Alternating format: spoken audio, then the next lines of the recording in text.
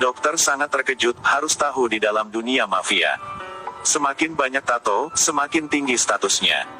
Dulu bos geng di sini. Preman datang untuk menemukannya dan menyebabkan banyak masalah. Membuat dia kehilangan akal.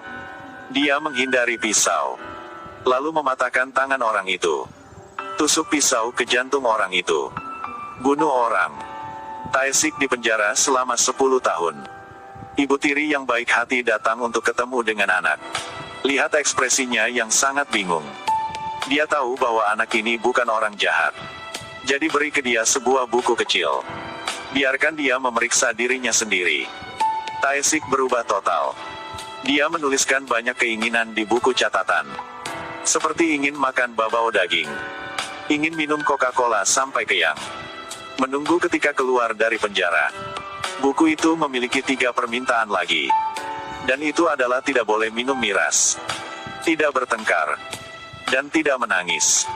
Tae-sik Katoko punya ibu tiri, ingin gunakan sisa hidup untuk membalas kebaikannya. Ibu biarkan dia tinggal di sini. Tapi anak ibu yang paling kecil berpikir. Tae-sil adalah kakak dia. Jadi tidak suka dengannya. Dalam kesannya, dia sering mencari masalah. Bahkan berani kasar dengan ibunya. Tapi keesokan hari, Hijo melihat Tae-sik di kelas tambahan. Tahu dia ingin kuliah lagi. Hijo mulai mengejek dia. Kamu belum lulus SMA. Ngapain mau kuliah lagi? Di jalan pulang ke rumah, Tae-sik dan Hijo sedang makan jajanan. Tapi adegan ini dilihat oleh Gek di tempat sekolah Hijo, berpikir Tae-sik adalah pacarnya. Tidak omong apa langsung pukul Tae-sik. Lalu tarik Tae-sik ke di bawah jembatan. Terus berpukul dia. Tae-sik tidak membalas. Ketika keluar dari penjara, dia ingin menjadi orang baik. Pria itu juga panggil teman datang dan memukuli Tae-sik. Tidak hati-hati merobek baju dia. Banyak tato di badan. Membaut mereka ketakutan. Tae-sik tidak omong apa. Dia hanya tutupi bagian dada saja. Bagi dia, tato mewakili masa lalu. Sejak itu, Hijo tidak ada pikiran jelek sama Tae-sik lagi. Dia juga pergi beli obat buat Tae-sik. Lalu duduk belajar bersama. Suatu hari, Hijo bilang mereka akan masuk kuliah di satu tempat. Tae-sil tidak omong apa, tapi sampai ke rumah. Dia menulis ke buku. Keinginan bisa kuliah bareng Hijo. Dan duduk ketawa sendiri. Tidak lama kemudian Tae-sik dapat gaji bulan pertama. Yang pertama dia melakukan adalah beli sepatu untuk ibunya. Karena sepatu ibu sudah jelek, dia juga beli HP buat adik juga. Hijo pakai HP itu untuk foto keluarga. Dan waktu bahagia itu melalui begitu cepat, tiba-tiba ada penjahat datang ke toko ibu. Tidak omong apa langsung hancurin barangnya. Pria sedang cium tangan ini. Muka sangat aneh. Dia anggota kongres yang baru terpilih. Untuk mendapatkan dukungan rakyat. Hyun Jae berdiri di pasar dan memanggil semua orang adalah saudara. Tapi ketika dia masuk ke dalam mobil, sifat langsung berubah. Elsewhere, Russian ground forces moved into Ukraine from the north, south and east, forcing many Ukrainians to flee their homes as the sound of bombing reverberated. Dan bilang sama dia. Orang-orang ini hanya kelas bawah. Waktu ini dia ada rencana besar. Membangun pusat perbelanjaan, tapi ada satu toko tidak mau pindah, pemilik toko juga menancam. Ketika dia masih hidup, jangan pikir bisa dapatkan toko ini. Hyun Jae sangat marah. Di hari berikut langsung kirim orang datang untuk hancurkan toko itu. Melihat Tae-sik sedang makan nasi. Para penjahat masuk ke dalam. Tidak omong apa dan langsung melakukannya. Tapi ketika mereka melihat Tae-sik, dia langsung terkejut, ini kan bos mereka yang dulu. Mereka langsung berhenti. Tae-sik marah mencekiknya. Dan kasih tahu bahwa ini adalah toko ibu dia. Kalau masih mau hidup cepat keluar dari sini. Changmu ketakutan.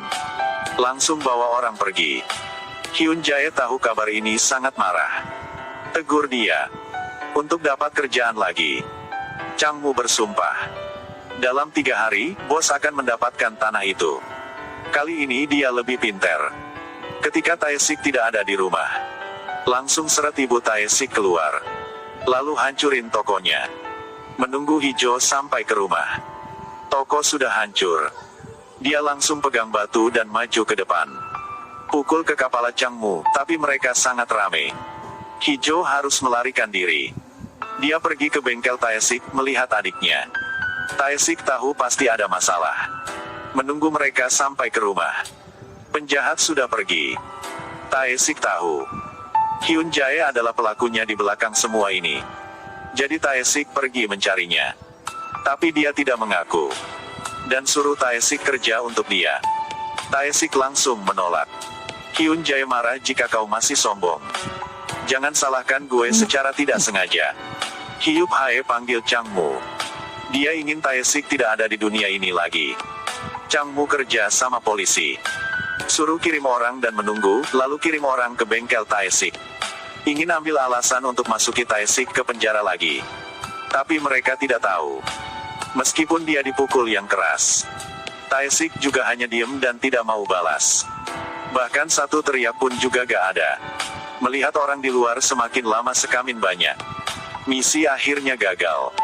Penjahat hanya bisa pergi, tapi masalah belum selesai di situ. Malam, kakak di tempat sekolah masuk ke dalam toko. Tahu Taesik dipukul oleh orang lain.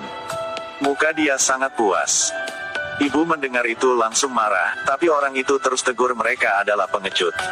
Berani angkat pembunuh yang membunuh putranya. Taesik marah. Tidak mau menahan diri lagi. Tapi melihat adik sedang berdiri di luar pintu. Akhirnya dia juga tahu. Pria ini membunuh kakak kandungnya.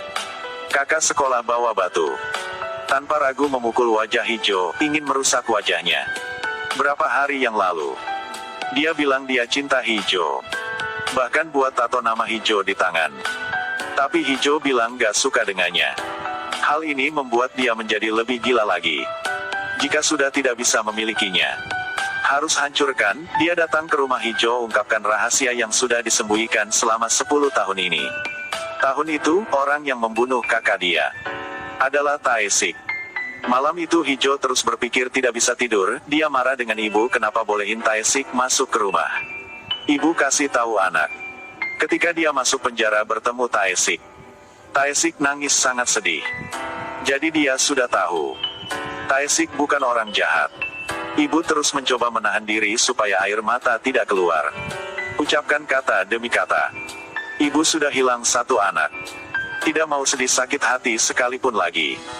Mendengar sampai sini, hijau juga bisa tenangkan diri. Dia mencari Taesik. Menemukan Taesik ingin pergi dari rumah. Hijau menyarankan dia untuk tinggal di sini. Alasan adalah jika dia pergi, penjahat pasti akan datang mencari masalah lagi.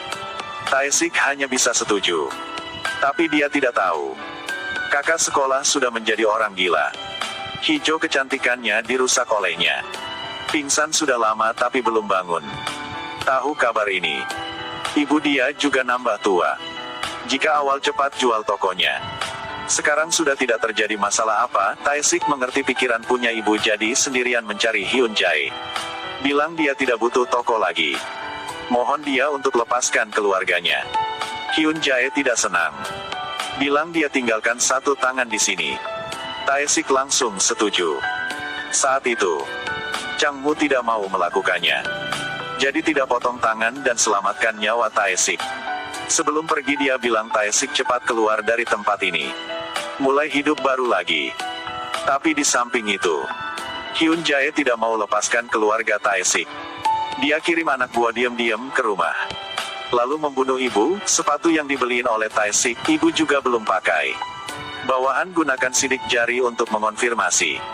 Sekarang toko ini sudah jadi milik mereka. Menunggu Taesik sampai ke rumah. Melihat ibu digantung di kamar. Meskipun dia omong apa, ibu juga tidak membuka mata. Hari pemakaman berakhir. Taesik duduk minum banyak. Dia sudah pernah berjanji sama ibu.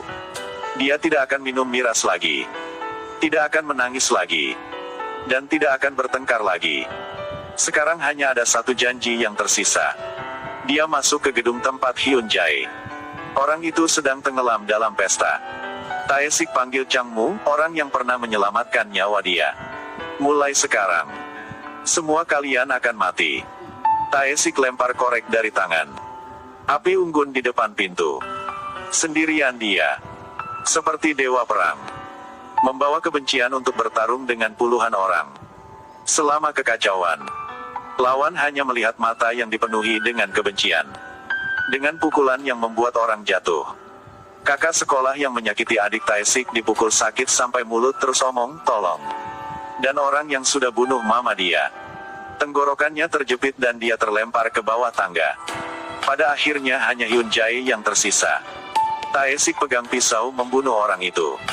Tapi kebencian berakar kuat di dalam darah. Satu kali tusuk tidak cukup. Habisin semua musuh. Taesik duduk di dalam laut api. Di dalam otak terus-menerus menunjukkan gambar ibu. Saat-saat terakhir dalam hidup. Dia hanya bisa ucapkan kalimat pendek. Maaf. Kata-kata ini adalah untuk ibu dan adik dia. Dan juga buat diri dia sendiri. Berapa tahun kemudian. Hijo sekarang sudah berhasil masuk universitas, dia juga bawa sebuah buku, dan itu adalah punya Taesik. Di dalam ada foto keluarga. Begitu banyak keinginan yang belum terpenuhi Taesik. Selesai satu hal. Hijo akan mempelajari dari kakaknya. Coret 2 baris di buku catatan. Saat melihat ke atas. Mata penuh kepuasan. Hi and welcome to Global Cartridges. We are your local printer specialists.